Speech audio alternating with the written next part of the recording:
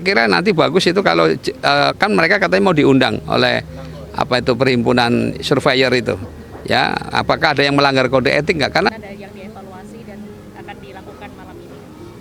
ya jadi sebagaimana kita ketahui hari ini, insya Allah akan dilakukan debat kedua ya dengan tema persoalan ekonomi dan kesejahteraan sosial.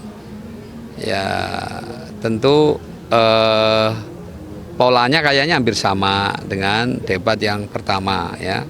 Dan kami sendiri memang ada merasakan constraint ya dalam konteks dalam kaitan dengan waktu ya. Karena penyampaian visi misi misalnya dalam waktu 4 menit ya. Kemudian menjawab pertanyaan panelis dalam waktu 2 menit ya. Ya lalu nanti ada tanggapan dalam waktu 1 menit ya, bisa bayangkan ya, itu memang disinilah harus pandai-pandai ya mengatur ritme agar dalam waktu misalnya 2 menit itu apa yang harus disampaikan, dalam waktu 1 menit itu apa yang harus disampaikan. Ini yang kadang-kadang jadi gagasan-gagasan yang seharusnya mau disampaikan tapi akhirnya tidak terburu karena terhalang waktu ya. Itu aja sih sebetulnya. Makanya ya hari ini tadi kami coba simulasi lah begitu ya, dari hasil evaluasi yang kemarin ya itu konsennya karena waktu itu, maka kemudian kita mencoba gimana dengan waktu yang relatif pendek kita bisa optimal ya untuk menjawab. Itu sebetulnya yang perlu dipersiapkan strategi itu ya. Nah sebetulnya kan kalau debat dalam arti yang pendalaman kan mestinya bisa didalami lagi oleh panelis ya. Jadi setelah dijawab mungkin panelis bisa mengejar lagi gitu. Itu kalau mau berdebat dalam arti yang ada pendalaman yang lebih istilahnya lebih detail lagi gitu ya. Tapi ini kan susah waktunya ya. Jadi ya, tapi ya paling tidak mudah-mudahan bisa memberi gambaran lah pada masyarakat Jakarta ya akan visi misi dari masing-masing calon ya. Jadi ini kan kontestasi gagasan, ketiga-tiganya menyampaikan gagasan yang akan dikerjakan kalau terpilih jadi gubernur, intinya kan itu. Nah maka ya kita ya tunggu sajalah nanti sore ya, atau malam ya, mudah-mudahan lebih berbobot lah intinya perdebatan nanti malam gitu. Kasus ada program-program yang ingin ditonjolkan nggak Pak? Ya tentu kami pasti akan menonjolkan program-program tertentu yang memang menjadi kebutuhan masyarakat ya. Makanya kan kita istilahnya 8 traktir ridho ya, traktir ridho dengan 8 makanan kan. Ada bakwan, bangun lingkungan, rawat lingkungan, bangun kota, rawat lingkungan ya. Kemudian ada kue putu ya, kemanapun irit dan hemat waktu. Ada rujak, rumah terpadu dan terjangkau ya. Dan juga apalagi ada petis, pendidikan gratis. Ada asinan, agenda solusi banjir aman. Ya, dan juga ada semur ya, sembako murah ya. Itu supaya untuk memudahkan aja, jadi terpaksa kita menggunakan idiom-idiom seperti itu untuk ya supaya orang ingat, oh program Ridho ini ada 8 makanan nih gitu ya. Jadi seperti itu untuk memudahkan.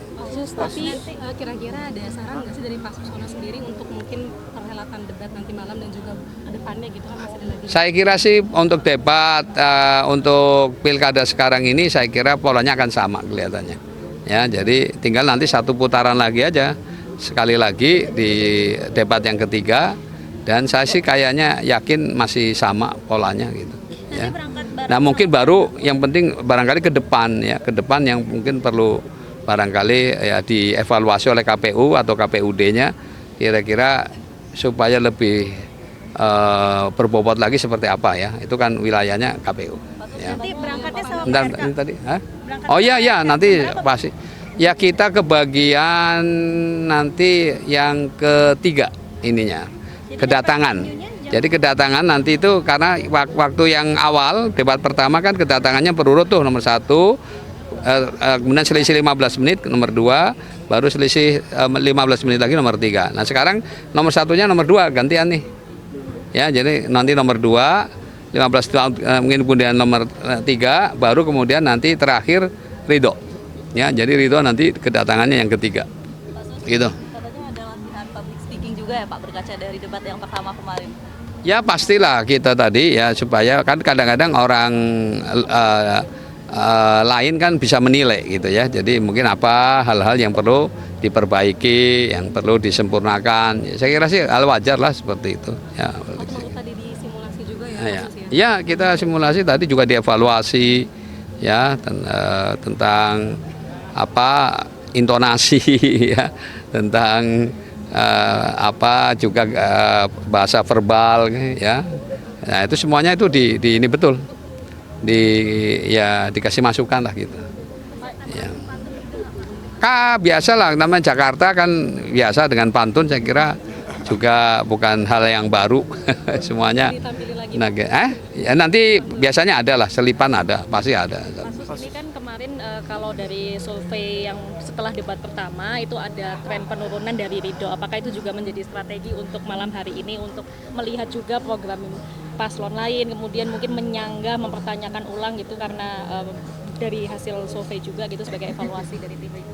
Ya nyatanya survei ini kan banyak surveyor yang juga berbeda-beda ya hasilnya kan gitu ya. Nah intinya sih kami tidak terlalu terbebani dengan hasil survei itu, justru kami jadikan masukan aja ya. Karena ada juga dari hasil debat itu justru kita naik agak tinggi dari debat pertama ya. Makanya jadi agak susah ngukur karena kalau hanya berpedoman pada satu surveyor gitu. Nah, jadi harusnya dari survei yang banyak ya kemudian kita jadikan masukan-masukan ya untuk perbaikan-perbaikan ke depan. Berarti elektabilitas bukan patokan ya Pak? Ya saya kira selama belum nanti di hari hanya saya kira fluktuasi itu masih sangat mungkin. Apalagi ya tadi ada ini makanya ini menarik ya kayak kemarin kan survei LSI. Bahkan Pram di atas ya, tapi poltreking kan justru kita malah jauh di atas Pram kan.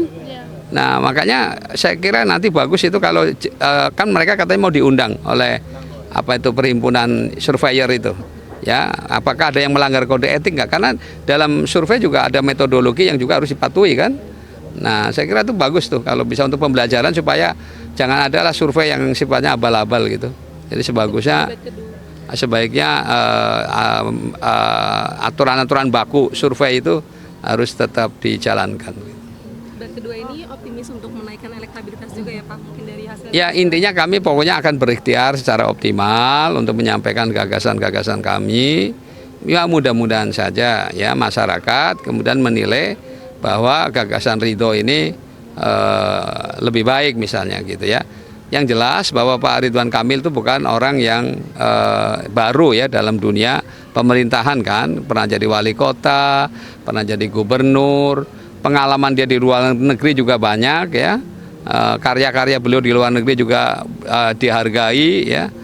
Jadi ya menurut saya sih ya sayang memang keahlian beliau itu kalau sampai tidak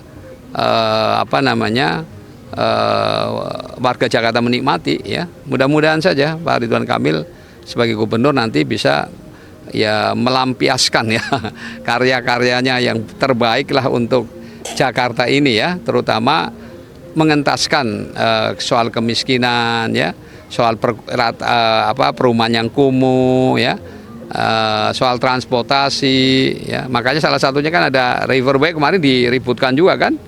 Ya, padahal itu dia karena dia sering di luar negeri hal yang biasa aja gitu ya. Itu kan soal kemauan politik aja. Asal ada kemauan politik dan kemudian anggarannya juga mendukung, insya Allah bisa. Gitu. Pak Sus ini kan temanya ekonomi dan kesejahteraan sosial nih Pak. Pak Sus juga sering jalan turun ke lapangan juga melihat fakta lapangan ketimpangan sosial sendiri gimana sih Pak? Ya Anda bisa lihat ya nggak usah jauh-jauh ke Tambora aja jalan sana ya, atau ke Cideng, atau ke Pejagalan gitu ya. Kita bisa melihat lah betapa kontrasnya ya, rumah-rumah dengan di sekitarnya ya, yang udah gedung-gedung tinggi dan sebagainya. Jadi memang ini potret ya, terutama memang utara ya. Kalau kita lihat ini potret Jakarta yang di ibu kota saja seperti ini kondisinya ya. Apalagi yang mungkin jauh dari Jakarta gitu. Ya, jadi artinya bahwa di Jakarta aja PR-nya masih banyak ya, masih banyak. Ya, Anda bisa lihat di Tambora ada orang yang tidur pun pakai sip-sipan coba ya, itu sampai begitu. Mungkin Malam ini sudah siap dan insya Allah kami akan tetap siap ya dengan segala persiapan yang sudah kami lakukan. Ya, mohon doanya saja ya, semoga lancar nanti dan bisa memahamkan ke rakyat Jakarta. Terima kasih.